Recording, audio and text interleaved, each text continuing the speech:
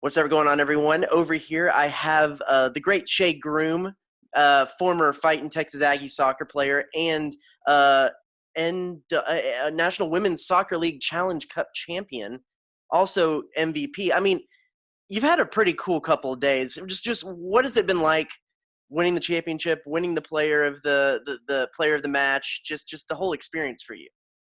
I mean, it's been incredible. I don't think you can write it up any better. Obviously, got traded here in January, I think, February, and didn't know what to expect. There had been some stigma around the Houston Dash and what the organization was like, and kind of the limits that this team had in terms of winning something. So it was a fast couple months, and something that's been so enjoyable. It's been difficult and hard, but so rewarding in the end. And obviously to come out as champions in the first real live sports back in the U.S. was something that so special.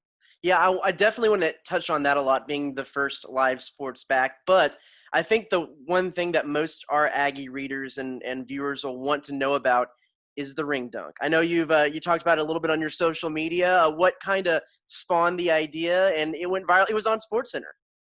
Yeah, it's honestly wild. I actually was talking to a teammate. This is probably like after the second game.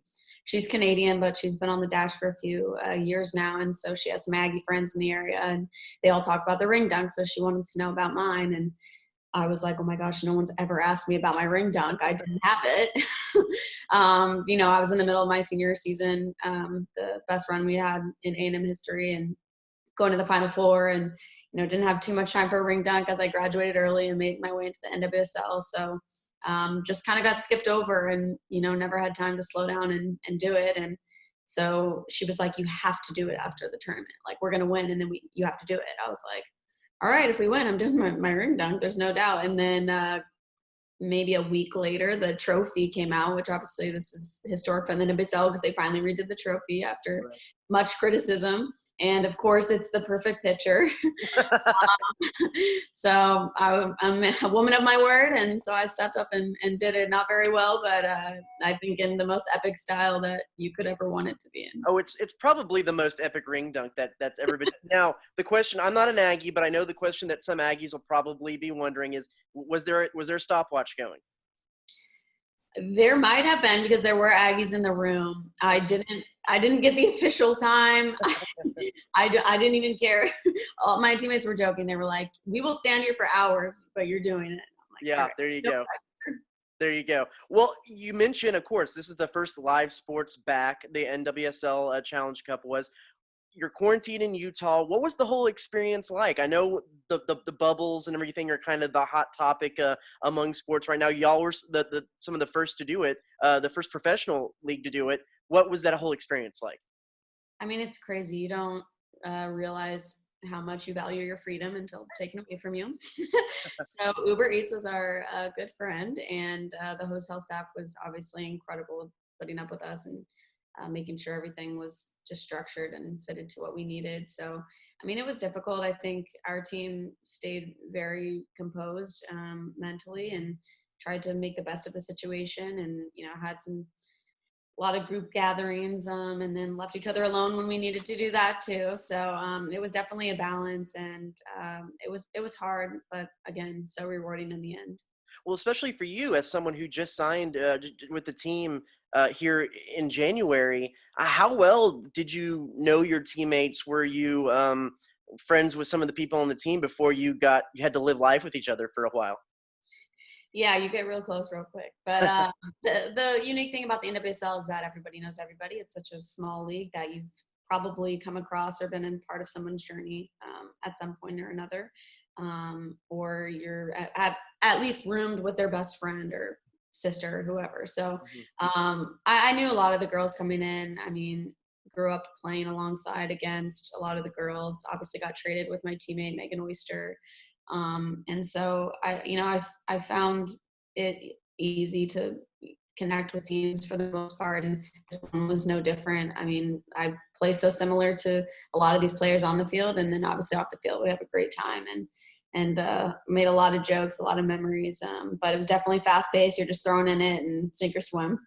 I mean, apparently that kind of played well for you. 3 goals in the tournament. What was clicking for you? It seemed like you didn't have a whole lot of rust to shake off. Yeah, I felt like when I came to Houston, people talk about new chapters and things like that, but I came with a lot of other players who were at the same point in their career, and we kind of all turned the page together. And I think turned the page for this organization as well in terms of what it is and what our identity is. And for me, it just allowed me to unlock a part of my game that I think had been shut off for a while, and I think that's just me playing freely and not thinking too much. And James did an incredible job from the moment he signed me, just getting me in that mindset and being able to lock that part of my game, just by leaving me alone and trusting that when I just play by my instincts and do the things that I'm good at, that I can help contribute to this team. And he really, deserves so much credit for how he brought me in here and just allow me to flourish.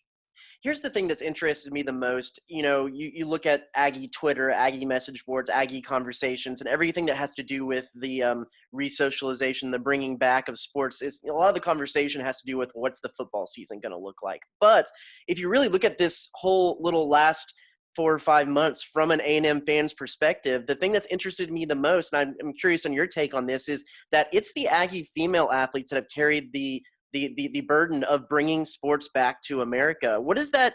Did you see it that way too? You have, of course, Allie Watt, who at least was able to start a little bit of the first game, and then Kennedy Carter over in the WNBA. You have some A&M softball players who played in some summer leagues. It's really the female athlete that has shouldered the burden of bringing sports back. I didn't know if that's something that's you've seen and what something like that means to you as a professional female athlete. Yeah, I think it means a lot. Obviously, we didn't intend to be the first league to come back. It kind of just worked out that way. But as far as being an Aggie and being a female in the world of professional sports, I think it's always special to be able to lead the way and just prove that it can be done. It's not a competition on who's better, men or women, but I think we're always fighting for equality. We're fighting to be seen and to just have that same kind of exposure and that just to be valued by fans in the same way. So I think it is special to kind of put our stamp on it and show that we can take charge and we can be a part of bringing sport back to what is a dark time with the pandemic going on. And sports has always been a place of hope for a lot of people and going through difficult times and just bringing that joy and that energy back. So it was an absolute honor to be a part of the first wave of it. And obviously, being a part of the Aggie family is something I'll, live and die by. And I've always been passionate about. So excited to just represent the school well and just to be a part of, the innovation of coming back from, what was a really hard hit to our country. Right. And most of the games on CBS, a lot of good national exposure. I tuned into as many of the games as I could. Did you find yourself friends, other people who may not have tuned into women's soccer before or the NWSL and kind of saying like, oh, this is cool. I'm in, was there more of an outreach because of the focus on y'all's league? Yeah, I think it was incredible. I mean, I've had people that always keep up with my career, but, struggle to find the outlets on how to watch it. And, there's so many different avenues. So to be able to just get CBS to step up and, take on the Challenge Cup and I think was really important and really monumental for our league, as the growth moves forward and ultimately helped prove that, people will watch if we can put it on a place where people are already watching. So I think it was incredible. I had tons of people have watch parties and reach out and, tag me and things, it just felt, for a lot of us NWSL players, it felt real for a second. Like, I am a professional athlete. This is what it's supposed to feel like. People are supposed to be able to watch the games and it's supposed to be easy. So I was just, so thankful that it went the way it did. And, I think it was such a success. All right. Well, what was the hardest part about the bubble? It's probably like the lack of like, I want to drive and go get a smoothie, or like, I'm a big driver. So like, I want to go just like take a drive, and that was not a thing. So people walked a lot. People call their family a lot, but I think just like that little sense of freedom of like having a car and being able to just go somewhere, even if you just wanted to drive, was probably the hardest part for me. Right, and especially when you're in Utah and you see all these mountains, pretty mountains, and hiking I mean, that's got to be hard. Yeah, it was very difficult. I'm like, can we go on a hike? Anything? Obviously, health and safety and preserving the tournament was the most important thing. And then other than, of course, winning all the awards that y'all were able to win, what was the best part about the bubble? I think we just had a lot of fun, and we were all in the situation together, and it sucked at times, and we really like wanted to rip each other's heads off. But I think just making those memories. There was actually one moment that was really, really special for our team. Our video people, Pi and Paloma, our media girl, they got videos from all of our family within one day of notice and put it all together the day before the final. And a lot of the families just got creative. A lot of significant others were in the videos, and people that just meant a lot to us. And I think that was one of the reasons we showed up and fought as hard as we did on Sunday, because we knew we were fighting for a lot more than just ourselves, a lot more than just this organization. So that was a really special moment, one of my favorites. I'd be remiss if I didn't ask you a little bit about Allie Watt, who I brought up, another Aggie who joined the NWSL this year. Unfortunately, I talked to her earlier, and unfortunately, her season ended a little early with that ACL tear. But what does it mean to you to have another standout Aggie in the league with you and moving up the ranks? And what do you think she'll be able to do as she recovers and gets back to action?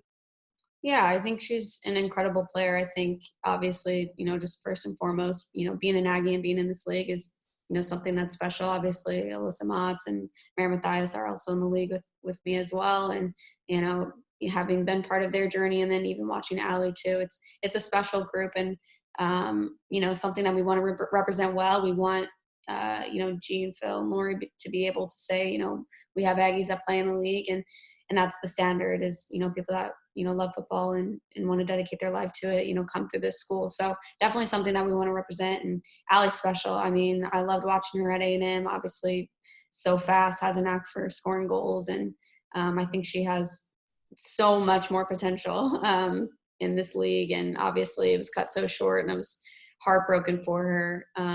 But I know that she'll come back stronger than ever. And I don't even think, I was talking to Tom, our old strength coach, who's actually the Portland strength coach now.